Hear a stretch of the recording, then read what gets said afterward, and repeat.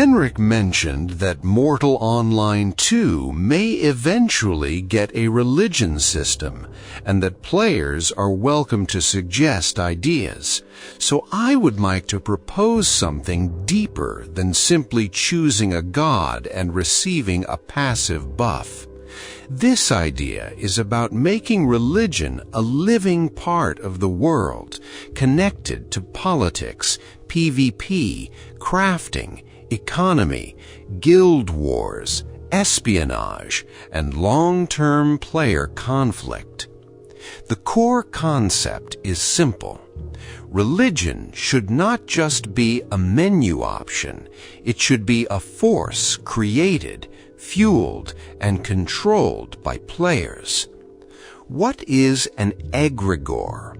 An egregore is a shared spiritual pool of power created by the actions of players. In simple terms, imagine it as a spiritual bank. Players perform actions, complete religious tasks, defend shrines, sacrifice trophies, protect sacred places, kill enemies of their faith, help allies, craft holy items, or serve their chosen god. All of these actions generate spiritual influence for a god, cult, or church or religious side. This is important. This is not the same as karma. Karma usually means good player or bad player. An egregore is different. It is not a moral judgment. It is a resource. It can be earned. It can be stored. It can be spent. It can be stolen indirectly through conflict. It can be used for rituals. For example, a player's religious power could look like this: 100 over 100,000, where 100 is the player's personal contribution. 100,000 is the total shared power of that god, cult, or religious side. So every player has personal spiritual points, but at the same time, all followers contribute to a larger common pool. Good, evil, and neutral gods. The simplest version of the system could be dualistic. Light-oriented faiths focus on protection, cleansing, healing, blessings, shields, and removing curses. Dark-oriented faiths focus on curses, destruction, disease, sacrifice, offensive rituals, and siege magic. However, Mortal Online 2 is not a simple fairy tale world where everything must be only good versus evil. The system could easily be expanded into a polytheistic world with many gods. For example, gods of order could provide city protection, sacred laws, oaths, and cleansing rituals. Gods of war could provide battlefield blessings, siege rituals, and army-wide combat effects. Gods of nature could affect harvests, animals, poison resistance, weather, and wilderness protection. Gods of craftsmanship could support blacksmiths, alchemists, builders, and large crafting projects. Gods of death could interact with spirits, necromantic rituals, curses, and the dead. Gods of chaos could provide powerful but unstable effects with high risk and unpredictable outcomes. This way, the system does not mock or copy real-world religions. It remains completely within the fantasy universe of Mortal Online 2. How players earn egregore points. Players earn egregore points by doing actions related to their chosen god, cult, or religious path. Followers of a nature god could earn points by protecting sacred groves, delivering rare herbs, killing those who corrupt nature, or helping sacred beasts. A follower of a war god could earn points by winning battles, bringing trophies, defeating enemies of the cult, or defending war shrines. A follower of a dark god could earn points through sacrifices, curses, assassinations, stealing relics, or destroying enemy holy sites. A follower of a craftsmanship god could earn points by creating rare items, delivering resources to temples, building religious structures, or completing crafting commissions for the church. This turns religion into an active gameplay system rather than a passive role-play label. Why personal points matter. Personal egregore points show how valuable a player is to a god or cult. A normal player could spend personal points on smaller effects, such as a temporary blessing before battle, a weak curse removal, protection from disease, a minor crafting bonus, a ritual to detect enemies nearby, a protective charm, access to religious missions, the right to receive rewards from priests. But personal points should not just be a static currency. Players should be able to risk them. For example, a priest offers a task. Bring us the heads of 10 enemies of our faith. Reward, 500 gold and 100 egregore points. But to accept this task, the player must risk 100 of his own points. If he completes the task, he receives the reward and increases his influence. If he fails, the points he risked are lost to the priest or the cult. This creates a spiritual contract. You risk your own religious influence for a greater reward. Who are priests? A priest should not be a character class. A player can be a warrior, mage, crafter, thief, traitor, or anything else, and still become a priest of a god or cult. A priest is a player who manages religious power. If the egregore is a bank, then priests are the spiritual bankers. They can create religious missions for other players, accept sacrifices and trophies, perform rituals, exchange egregore points for rewards, direct the power of the cult towards defense or attack, generate conflict between religions, see more information about the state of their egregore. For example, a dark priest gives several players a mission: kill 10 followers of a light-oriented cult and bring their heads. Those players move near an enemy city, hide their identities, hunt their targets, and return with trophies. The priests of the opposing side discover this through their own divination ritual. They learn who was responsible and issue a counter mission. Find and kill these people. Reward, gold, and light egregore points. This creates a living chain of player-driven conflict, not an artificial NPC quest, a real religious war created by players. Priests, profit, and religious economy. Priests should not simply give out missions for free. They should be able to profit while also strengthening their god or cult. For example, a god, temple, or higher religious structure gives a priest a major task: collect 100 enemy heads, gather 500 rare resources, or prepare a sacrificial ritual. The priest does not have to do this personally. He can divide the work between players. One player gathers heads, another delivers resources, another scouts enemy territory, another protects the ritual site, another escorts religious cargo. The players receive rewards, but the priest keeps part of the egregore value as profit. This creates a real religious economy. Players work for cults. Cults compete for influence. Priests become political figures. Egregore becomes a resource worth fighting over. The High Priest. The priest with the highest influence within a cult could become the High Priest.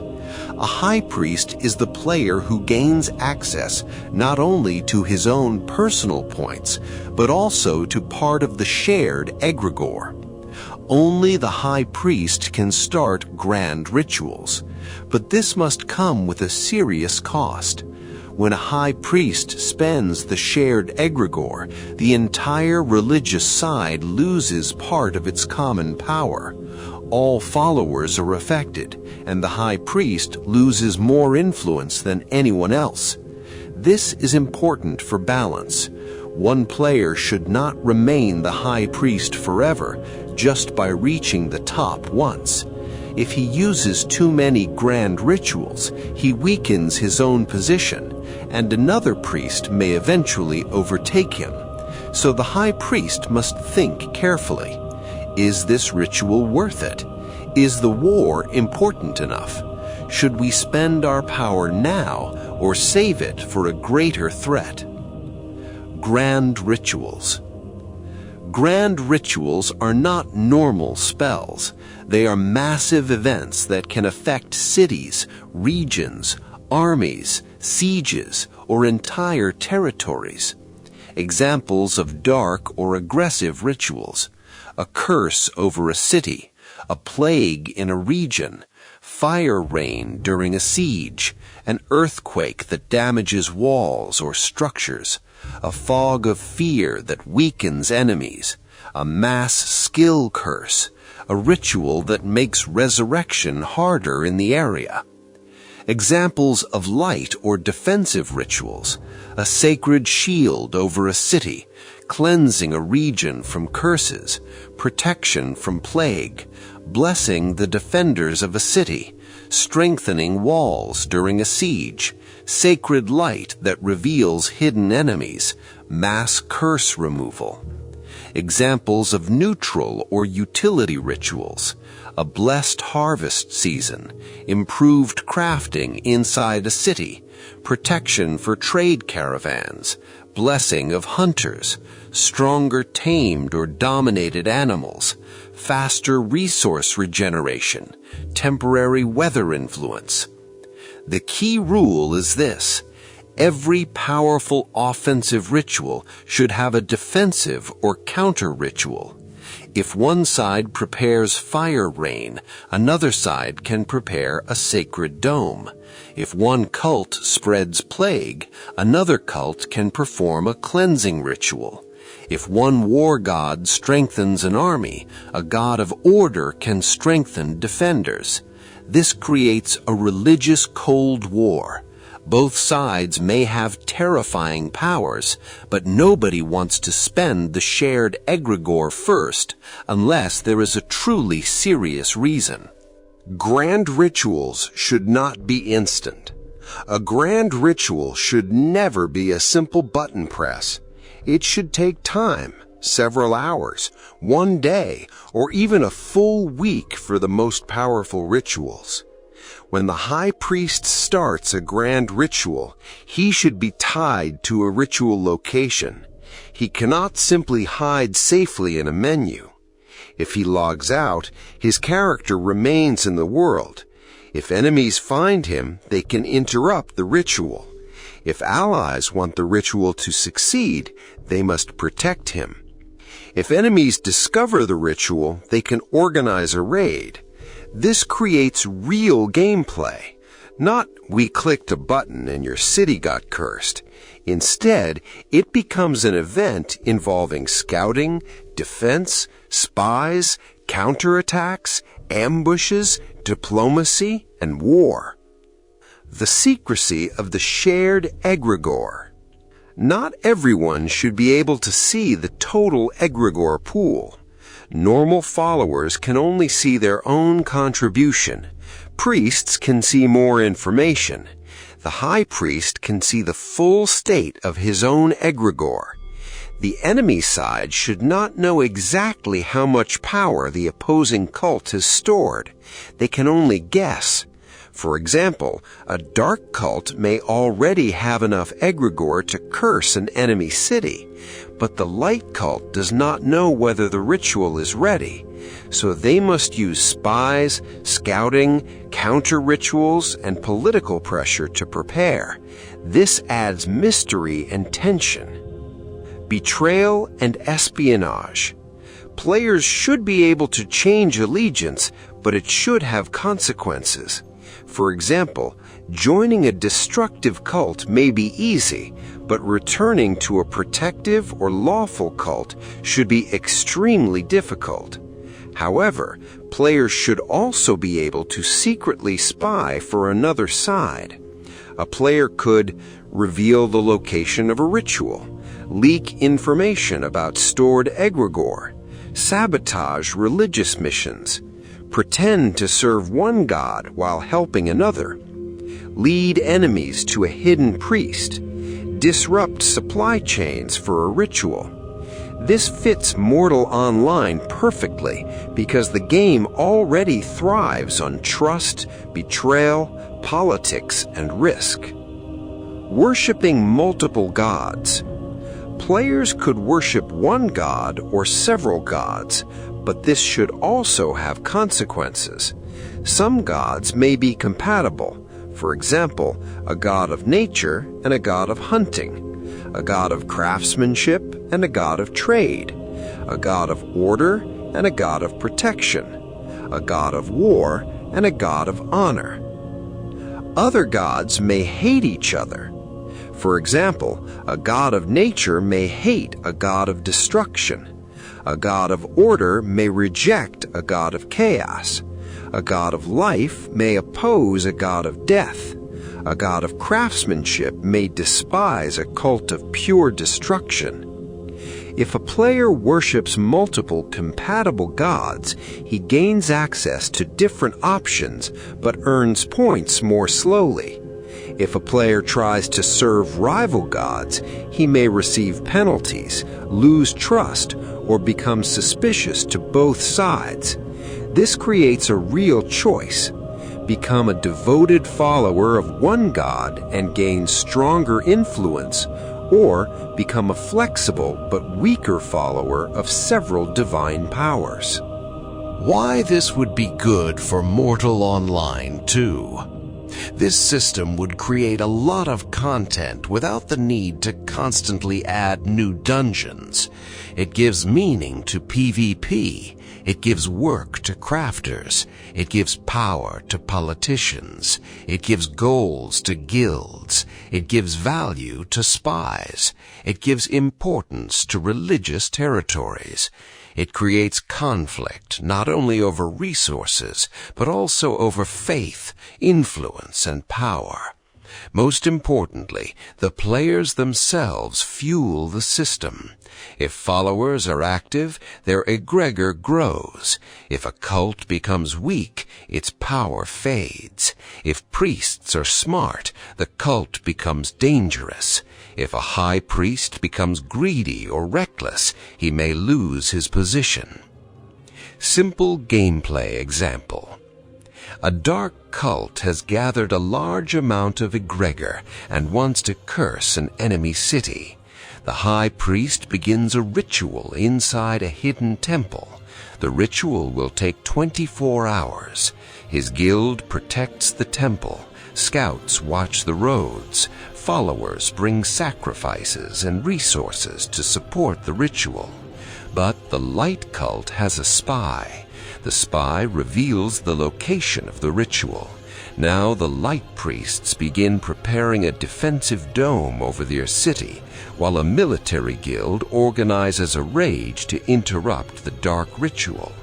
Players now have several options.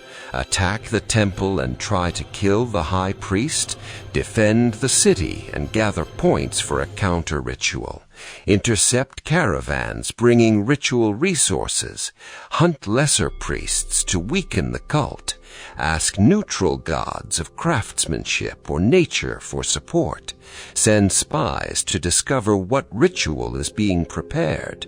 This is no longer PvP for the sake of PvP. This is a player-created story. The main balance rule. The stronger the ritual, the more it must cost. Small personal blessings can be affordable. Medium rituals should require a group. Grand rituals should require an entire cult, a lot of time, real risk and protection. Most importantly, grand rituals must always have counterplay. There should never be a button that simply destroys a city, but there can be a dangerous ritual that enemies can discover, interrupt, weaken, or block with their own ritual. That is what makes the system alive instead of overpowered. Conclusion. I propose a religion system where gods are not just decorative NPCs, but centers of power. Players generate egregor through their actions. Priests manage missions and rituals. High priests gain access to grand rituals. Guilds protect or destroy ritual sites. Spies leak information. Cults compete for followers. Gods can be protective, destructive, neutral, natural, warlike, crafty, lawful, or chaotic.